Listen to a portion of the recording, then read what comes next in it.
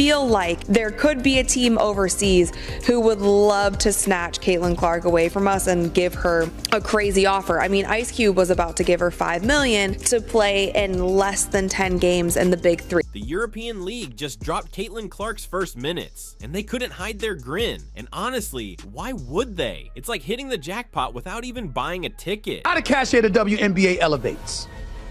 Remember, it could have been even better.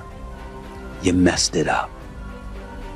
And when I say the most clueless people on the planet, I'm talking about the WNBA, handing over their crown jewel, Caitlin Clark, to the EuroLeague like it was nothing. If that isn't peak stupidity, I don't know what is. From the sounds of this interview, it seems like she's probably going to make more money overseas in EuroLeague than she did during this WNBA season. The commissioner told her that she could make $700,000 playing in the WNBA. Let's be real, Caitlin is finally free from all the relentless abuse she had to endure. Nobody's out there trying to poke her eyes like it's some horror contact sport so she can actually focus on playing basketball. Meanwhile, the WNBA is probably sitting there, completely baffled. A European game might even feel more legit than some NBA matchups. So yeah, Caitlin Clark just bounced on the WNBA, and honestly, can you really blame her? Europe is practically rolling out the red carpet while the WNBA is left scratching its head. WNBA through marketing this and that. I don't know what Kathy was talking about because let's talk money, because clearly the WNBA wasn't. In her rookie season, Caitlin Clark pulled in just $76,000 to $78,000. That's it. Meanwhile, Europe is ready to hand her a paycheck big enough to make WNBA execs weep. We're talking hundreds of thousands more. And here's the kicker. Over there, housing, transportation, taxes, and other expenses are all taken care of. Yes, you heard that right. The WNBA couldn't even swing a free bus pass. But in Europe, Clark gets to live like royalty. the highest paid player in the WNBA currently makes a little over $200,000. Now, Kathy Engelbert and the rest of the WNBA brass are panicking over what the league looks like without Clark. Spoiler, it's basically nothing. This is the same league where Clark brought in millions of fans and boosted viewership by 142%, and now she's gone. All for what amounts to roughly $300,000 over 4 years. WNBA season ending for many teams, there are already so many players heading overseas to play during the off season. But with all of the drama currently surrounding the WNBA, on top of the low-paying salaries, some of these players are questioning if they'll... That's just ridiculous when you look at what the European League is offering. And don't even get me started on Ice Cube dangling $5 million for just 10 games. 10 games, that's more than Clark would see in 4 full WNBA seasons. Honestly, if I were her, I'd be packing my bags in a heartbeat. Clark has now broke that glass ceiling, and they should be bowing at her. She's going to create jobs and money. And let's be real, it's not just about the money. The EuroLeague offers something the WNBA could only dream of, a real season. While the WNBA drags through a few summer months, Europe runs from October to April, giving Clark far more time to play, improve, and compete at the highest level. The competition overseas is so intense that the WNBA feels like a casual pickup game in comparison. Europeans are sharpening their skills while the WNBA is stuck playing patty cake. Fever was turning away games into home games, and so it's kind of sad that through all of that, Caitlin was still advocating for players on the other team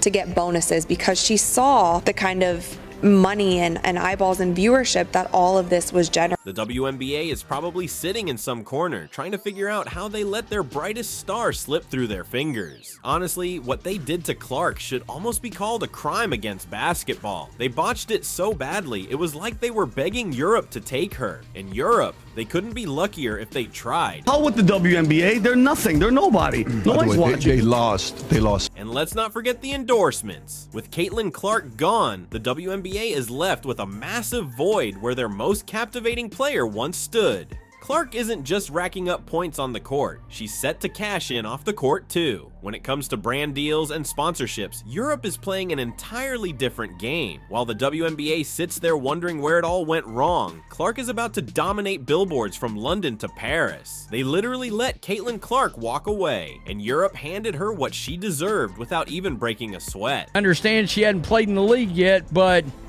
at least the popularity and the interest around it. Let's take a look at what Europe is getting compared to the WNBA, which often feels like the same routine every game. The EuroLeague is a high-level competition featuring talent from all over the world, not just Americans. Stars from powerhouse countries like France, Spain, Turkey, and Russia. The WNBA never had that. Then there's Turkey, where the game is lightning fast, slick, and all about quick, sharp plays. Forget the WNBA's slow pacing. Clark will face teams that play tough, gritty basketball. No soft WNBA style in Russia. She's going to have to get stronger, faster, and more physical. I can't wait to see her adapt to that speed. A true basketball masterclass is about to begin for Clark.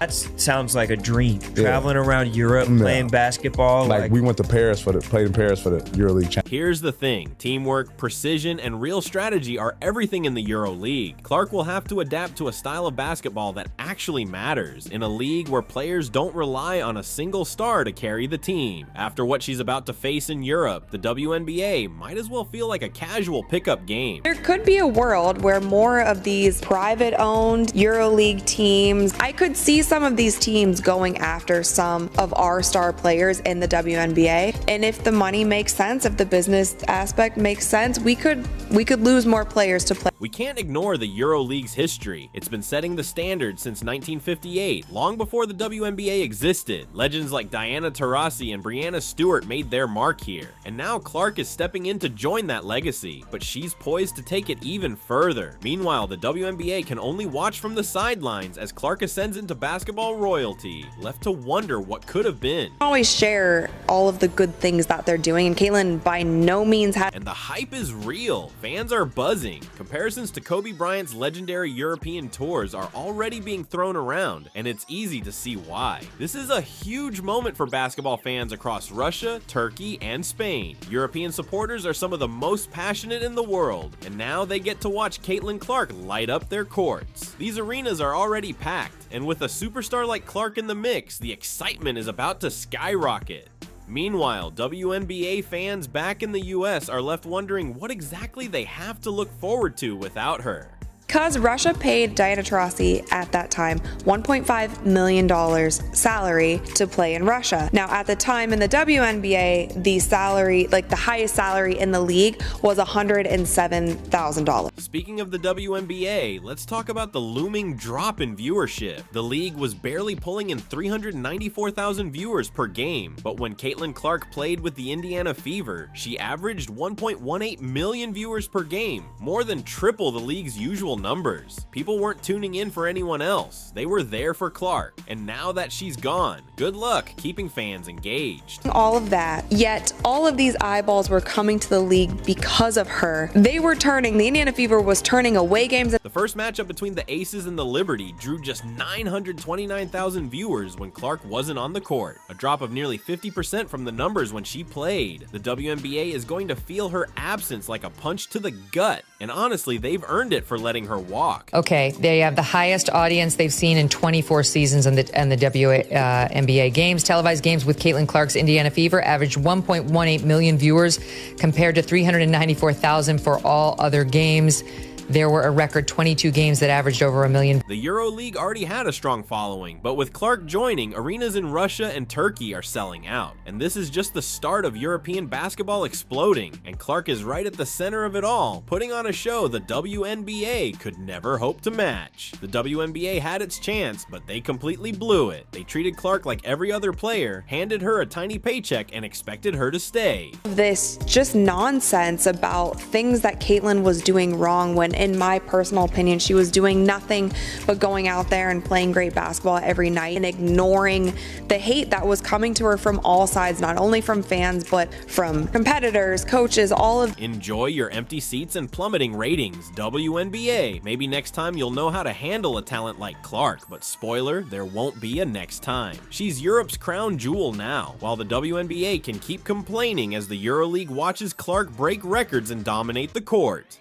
Well done, WNBA, you really outdid yourselves. If you want more on the WNBA and Caitlin Clark, hit that like button and subscribe.